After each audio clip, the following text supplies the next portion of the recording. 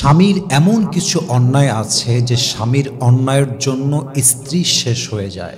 স্বামীর ত্রুটির জন্য, স্বামীর ভুলের জন্য অনেক সময় সংসারটা ভেঙে চুরে চূর্ণ বিচূর্ণ হয়ে যায়। এবং আমি মনে করি যে আমি যে কথাগুলো এখন বলতে যাচ্ছি প্রত্যেকটা হাজব্যান্ডের শোনা উচিত, প্রত্যেকটা ওয়াইফের শোনা উচিত। কারণ সংসারটা হচ্ছে সোনার হরিণ, এটাকে সবাই ধরে রাখতে পারে না। একটা সুখী সংসার সবাই বিলং করতে পারে না, একটা সুখী সংসার সবাই চাইলেও পায় না। মূল কথা কি জানেন?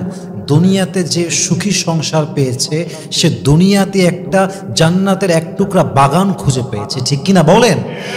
সংসারের সুখটাই হচ্ছে আসল সুখ। বাহিরের জীবন তো আসলে কোনো জীবনই না। আপনি যেখানেই যান, যেখানেই কাজ করেন, আপনি বড় অফিসার হতে পারেন, বড় বস হতে পারেন, আপনি একজন বড় বিসিএস ক্যাডার হতে পারেন, বড় একজন ফেমাস ব্যক্তি হতে পারেন, দিন শেষে ফিরতে হবে বাসাতেই। ঘরই আপনার আসল জায়গা, সংসারটাই আসল জায়গা। এবং আমার মনে হয় অনেক সময় পুরুষের ভুলের জন্য নারীরা ভেঙে চুরে চূর্ণ বিচূর্ণ হয়ে যায়, এবং অনেক সময় পুরুষের ভুলের জন্য সংসারটা ভেঙে চুরে তছনছ হয়ে যায়, ঠিক কিনা বলেন? আমি যে কথাগুলো বলছি আমার ওয়াজের এই মাঝখানের কথাগুলো অবশ্যই ট্রাই করবেন নিজেও শোনার জন্য, প্রত্যেকটা স্বামীর কাছে পৌঁছে দেওয়ার জন্য। বলেন সবাই ইনশাআল্লাহ। এক নাম্বার, স্বামীর যেই ভুলের জন্য স্ত্রী নষ্ট হয়ে যায়, বউ নষ্ট হয়ে যায়, সংসার নষ্ট হয়ে যায়, তার বিশেষ এবং অন্যতম প্রথম কারণ হচ্ছে অতিরিক্ত শাসন করা, অতিরিক্ত রেস্ট্রিকশন তৈরি করা। কিছু স্বামী আছে দেখবেন, মানে এতটাই নিকৃষ্ট কোয়ালিটির স্বামী, যদি পানির গ্লাসটাও পড়ে যায় কুত্তার মতো ব্যবহার করে, কুকুরের মতো ব্যবহার করে। আজীব একটা অবস্থা। জাস্ট একটু লবণ কম হয়ে গিয়েছে অমানুষের মতো আচরণ করে। এটা একদম জঘন্যতম স্বামী। জাস্ট একটা দুইটা ভুল হতেই পারে, রান্না করতে গিয়ে লবণ কম বেশি হতেই পারে, দুই একটা কথা স্লিপ অফ টাং হতেই পারে, একটা কাজ করতে গিয়ে সামান্য মিস্টেক হতেই পারে। We are human being and it's really natural for us to make mistake. একটা মানুষ মানে তো ভুল হতেই পারে, ইনসান মানেই তো ভুলে যাওয়া। অতএব সামান্য একটু কাজের ভুল ত্রুটি হলে যে বেশি শাসন করে, যে বেশি ভাব দেখাতে চায়, প্রভাব বিস্তার করতে চায়, সে আসলে বীর পুরুষ নয়, সে আসলে কাপুরুষের সন্তান, ঠিক কিনা বলেন? এটা মাথায় রাখতে হবে। শাসন করেন, বউকে আপনি রেস্ট্রিকশনে রাখেন, ওর মোবাইল ফোন রেস্ট্রিকশনে রাখেন, ওর ফেসবুক রেস্ট্রিকশনে রাখেন, সব কিছু লিমিট রাখেন। কিন্তু প্রত্যেক জিনিসের একটা লেভেল আছে। বেশি ঘাটতে গেলে ভেঙে যাবে, বেশি ঘুরাইতে গেলে ছিঁড়ে যাবে, শেষ হয়ে যাবে। সব কিছুর ভিতরে একটা লিমিট আছে। বাড়াবাড়িতে কোনো কাজ সুন্দর হয় না। অতএব যেই স্বামী অতিরিক্ত শাসন করতে যায়, দেখবেন একটা সময় গিয়ে বউটার সংসারের প্রতি টান, মায়া, ভালোবাসা সব শেষ হয়ে যায়, ঠিক কিনা বলে?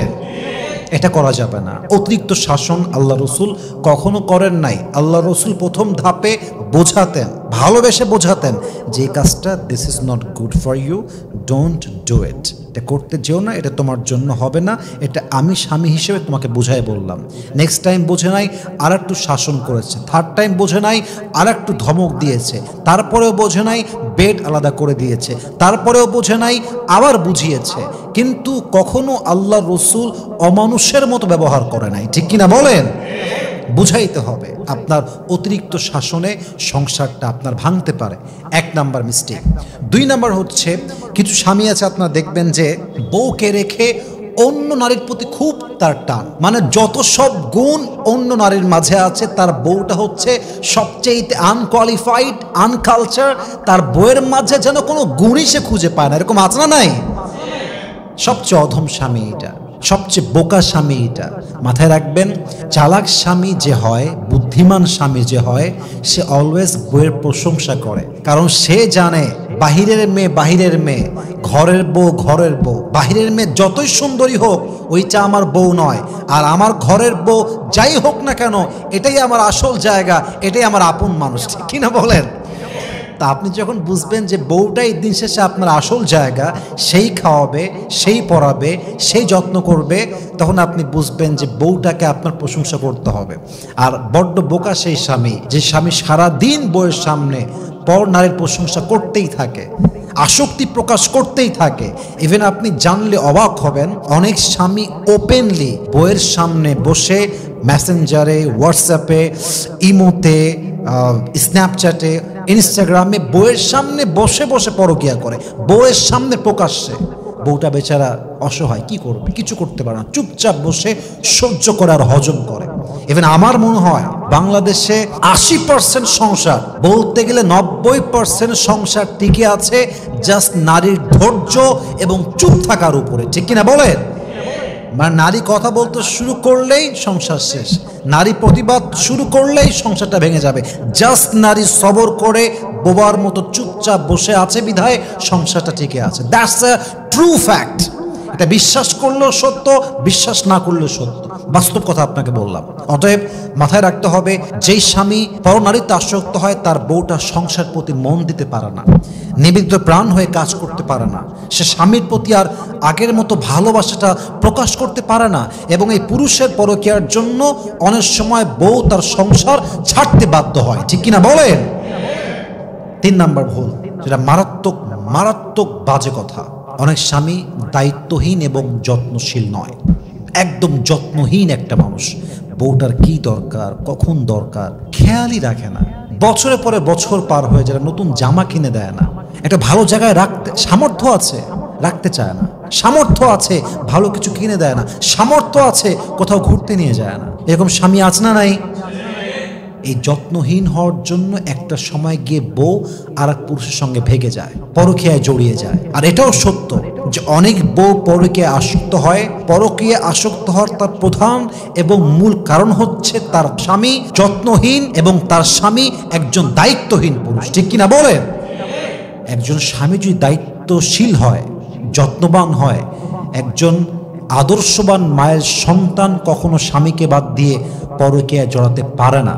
স্বামী যত্নশীল হওয়ার পরে, দায়িত্ববান হওয়ার পরে, অনেস্ট হওয়ার পরে, সব কিছু প্রোভাইড করার পরেও যেই মেয়ে পরকীয়া করে, আমি আসিফ হুজুর কাগজে কলমে স্ট্যাম্প করে সই করে দিব, এই মেয়ে যেখানেই পরকীয়া করুক, যেখানেই প্রেম করুক, এর যেখানেই বিয়ে হোক, ও সুখের সন্ধান আজীবনেও খুঁজে পাবে না, ঠিক কিনা বলেন? আল্লাহ কাউরে ধরে না, ধরলে আল্লাহ ছাড়ে না। আপনি চিট করবেন আর ভাববেন যে আমি খুব সুখে থাকবো, লাঞ্ছনা আপনার জীবনের একটা অত্যাবশ্যকীয় পার্ট হয়ে যাবে। যে মানুষকে ঠকায়, চিট করে, এত অনেস্ট থাকার পরও স্বামীকে ঠকায়, বউকে ঠকায়, এ যেখানেই বিয়ে করুক, এ যেখানেই যাক, এ মনের শান্তি কখনোই খুঁজে হবে না, কারণ আল্লাহ নিজেই তার মনের শান্তি হারাই দিবে, ঠিক কিনা বলে? অতএব অতিরিক্ত শাসন করতে যাবেন না, পরকীয়া জড়াবেন না, দায়িত্বশীল হবেন, যত্নশীল হবেন। আপনি দ্বিতীয় বিয়ে করবেন, করেন, তৃতীয় বিয়ে করবেন, করেন, 4 নাম্বার বিয়ে করবেন, টাকা আছে, সামর্থ্য আছে, and you are physically able to do it, আপনার শারীরিক শক্তিও আছে, আপনি করেন। কিন্তু দ্বিতীয় বিয়ে করে আপনি প্রথম বউকে মাইনাস করে দিবেন, ভুলে যাবেন, যত্ন নেবেন না, এটা পুরুষত্বের পরিচয় নয়, এটা কাপুরুষের পরিচয়, ঠিক কিনা যুবক ভাইরা? আল্লাহ প্রত্যেকটা স্বামীকে এই অন্যায়গুলো থেকে বাঁচার তৌফিক দান করুক, পড়েন সবাই আমিন।